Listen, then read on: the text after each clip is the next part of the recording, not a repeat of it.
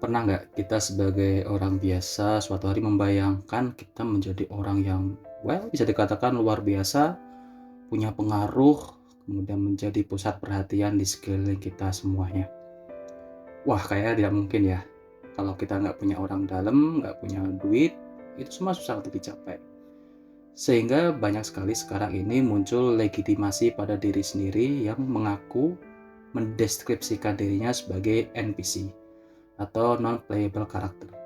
NPC ini adalah istilah yang digunakan oleh orang-orang ibarat sebuah game di mana ada orang-orang di belakang game tersebut yang tidak menjadi tokoh utama. Tetapi konteks itu dipakai juga di dalam kehidupan kita sehari-hari. Orang merasa sulit untuk menjadi orang berpengaruh karena itu membutuhkan effort yang luar biasa dan juga mungkin sebagian berpikir butuh orang dalam ataupun butuh uang. Akhirnya mereka lebih memilih menjadi seorang NPC atau non-playable character. Hal itu juga yang kemudian menimbulkan kebencian kita kepada mungkin seorang influencer atau beberapa influencer. Karena kita tahu sendiri bahwa influencer memberikan dampak kepada orang sekitarnya dengan pemikiran-pemikirannya.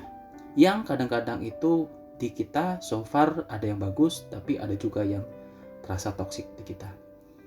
Sebenarnya nggak ada yang salah dengan para influencer ini, dan sebenarnya kita tidak perlu menjadikan diri kita NPC.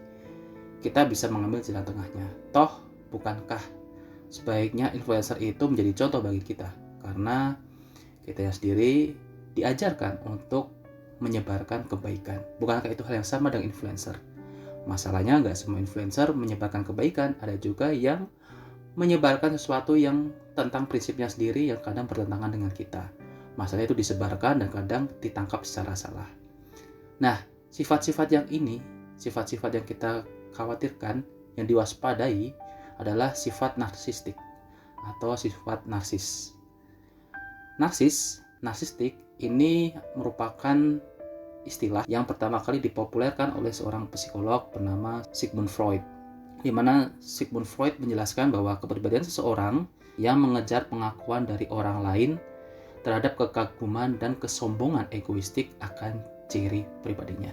Jadi kata kuncinya adalah mengejar pengakuan orang lain terhadap kekaguman egoistik akan ciri pribadinya. Pas banget kan ini kalau kita melihat orang-orang yang mencoba untuk memamerkan dirinya sendiri.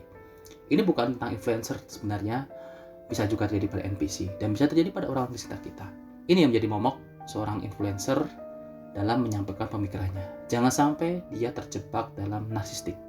Dan NPC memandang ini sebagai suatu bentuk perlawanan. Tapi tahukah teman-teman bahwa narsisme atau narsistik atau sikap narsis diambil dari seorang tokoh dalam cerita Yunani kuno bernama Narcissus. Kita dongeng sedikit boleh lah ya. Narcissus ini adalah seorang anak yang dilahirkan dari seorang ibu, yang ibunya ini adalah seorang peri bernama Liriop, dan bapak yang merupakan dewa sungai bernama Kephisos. Absurd sih memang, tapi kita anggap saja cerita ini sebagai dongeng dan tujuan kita utama adalah mengambil pelajaran dari cerita ini. Narcissus yang merupakan anak dari peri dan dewa sungai ini digambarkan sangat tampan sekali. Hingga suatu ketika Narcissus diramalkan seorang peramal yang bernama Tiresias bahwa si Narcissus ini akan berumur panjang jika dia tidak melihat bayangan wajahnya sendiri. Di zaman itu belum ada cermin dan ya untuk bisa melihat bayang sendiri tentu melihat ke pantulan air. Jadi jika Narcissus tidak melihat pantulan air, dia tidak melihat wajah sendiri, maka dia akan berumur panjang. Nah, karena ketampanannya Narcissus inilah dia disukai oleh banyak peri. Banyak sekali peri yang menyukainya dan salah satunya bernama Echo. Echo adalah seorang peri yang memiliki keunikan sejak diciptakan, di mana Echo ini ditakdirkan hanya bisa bersuara kata terakhir dari lawan bicaranya. Jadi kalau misalkan Echo bersama peri yang lain, ketika peri yang lain mengatakan bebek goreng misalkan, maka Echo akan otomatis mengulang kata terakhirnya, goreng gitu. Ketika peri yang ngomong tiba-tiba, ayo kita pergi ke sana, maka Echo cuma bisa bilang ke sana. Dia sudah ditakdirkan untuk hanya bisa mengucapkan kata terakhir dari lawan bicaranya. Nah, Echo ini jatuh cinta kepada seorang Narcissus. Dia selalu mengintip Narcissus dari kejauhan, melihat ketampanan Narcissus. Ya, seperti seorang cape horse lah ya, seperti seorang stalking. Bisa dikatakan dia adalah seorang stalking peri. Nah, karena Eko ini selalu menguntit, menstalking si Narcissus ini, suatu ketika ketahuanlah si Eko ini mengikuti Narcissus. Dan akhirnya si Eko pun memberanikan diri dan dengan isyarat gestur saja, karena dia tidak bisa berbicara dengan lantang dan karena dia hanya bisa mengulang kata terakhir dan tidak bisa berbicara secara normal, maka dia menyampaikan perasaan cintanya tersebut dengan gestur dari badannya. Tapi Narcissus ini orang yang sangat pilih-pilih sekali, Bapak. Dia tahu bahwa si peri ini punya cacat, si peri ini tidak bisa berbicara normal, akhirnya dia menolak cinta dari Eko. Eko pun kemudian sakit hati dan akhirnya dia lari melampiaskan kesedihannya, murung di hutan dan di gua-gua. Hingga akhirnya terkenal legenda yang bernama Eko, hingga didongengkan pada kita bahwa kalau kita berada di hutan atau di gua dan kita meneriakkan kata-kata, maka terdengarlah suara Eko yang menirukan kata terakhir yang kita ucapkan. Setelah menolak cinta dari seorang peri bernama Eko ini, Narcissus ini kemudian banyak sekali yang mengejar, banyak sekali peri yang ingin mendapatkan seorang Narcissus. Tapi semuanya ditolak oleh Narcissus karena Narcissus ini merasa dirinya tidak sepadan dengan mereka. Hingga suatu hari, Dewa Nemesis melihat kesedihan seorang Eko, di mana dia ditolak cintanya oleh Narcissus karena kecacatan yang dia miliki. Dewa Nemesis waktu itu marah besar dan hingga akhirnya dia memberikan kutukan kepada Narcissus. Suatu ketika Narcissus yang sedang berjalan-jalan di hutan menemukan sebuah telaga dan disitulah dia melihat bayangan dirinya sendiri. Narcissus terkejut, ternyata dia sangat tampan sekali. Pantas saja semua orang tergila-gila padanya. Akhirnya karena kutukan dari Dewa Nemesis, dia akhirnya ditakdirkan untuk tergila-gila dengan bayangan pantulan di telaga itu. Di telaga yang berair itu dia melihat bayangannya sendiri dan kemudian dia merasa bahwasanya dia tidak ingin pergi ke tempat lain. Dia tidak peduli apa yang ada di sekitarnya. Dia hanya memandang telaga itu, melihat wajahnya sendiri dan terkagum-kagum. Setiap hari dia melakukan itu dan karena sudah ditakdirkan bahwasanya dia bisa berumur panjang jika tidak melihat telaga, tetapi pada hari itu dia melihat telaga, berhari-hari dia dikutuk hanya melihat wajahnya sendiri di atas telaga dan dia merasa sangat kagum dengan dirinya sendiri hingga dia lupa makan, lupa dengan sekitarnya, lupa mandi dan sebagainya. Akhirnya badannya mulai kurus, mengering dan akhirnya dia meninggal. Narcissus pun meninggal, kemudian dia terjatuh masuk ke dalam telaga itu dan kemudian dari telaga itu muncullah sebuah bunga yang dinamakan Narcissus, bunga yang sampai sekarang ada. Kematian Narcissus ini ditangisi oleh banyak sekali peri dan tiba-tiba telaga itu berubah rasanya menjadi air yang asin, seasin air mata. Para peri kemudian kaget dan mengatakan, "Wahai telaga, apakah kamu menangis?" "Benar, aku menangis," kata sang telaga. "Apakah kamu menangis karena Narcissus?" "Iya, aku menangis karena Narcissus. Narcissus sangat tampan sekali, bukan? Setiap hari dia menatap kamu dan kamu pasti melihat dia. Bukankah dia sangat tampan?"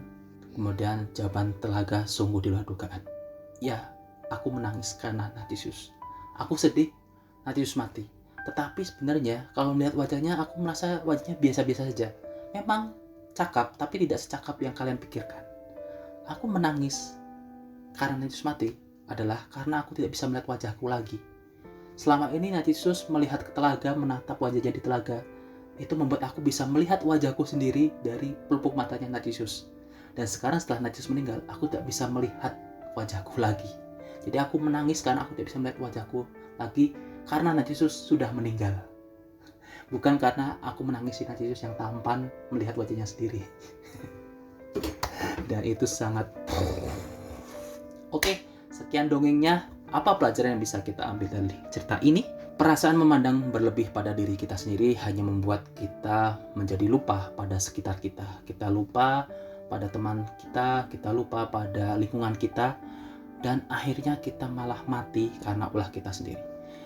Jadi apakah sudah benar kalau begitu kita menjadi NPC saja, ngapain menginfluence orang lain? Menjadi orang yang biasa-biasa saja, ngapain menjadi orang yang berpengaruh? Ya, mungkin ada benarnya juga. Nah, tapi mungkin ada satu cerita lagi untuk menyempurnakan semua penjelasan ini. Di zaman Nabi Muhammad SAW, sang Nabi atau Rasulullah ini punya seorang sahabat yang bernama Amr bin Ash. Amr bin Ash ini digambarkan sangat pandai berbicara, pandai berdiplomasi, pandai menggunakan kata-katanya untuk dakwah. Dan Amr ini selalu diperlakukan istimewa oleh sang Nabi. Dan itu sendiri bisa dirasakan oleh Amr bin As. Wah, kayaknya saya merasa diperlakukan istimewa nih oleh sang Nabi.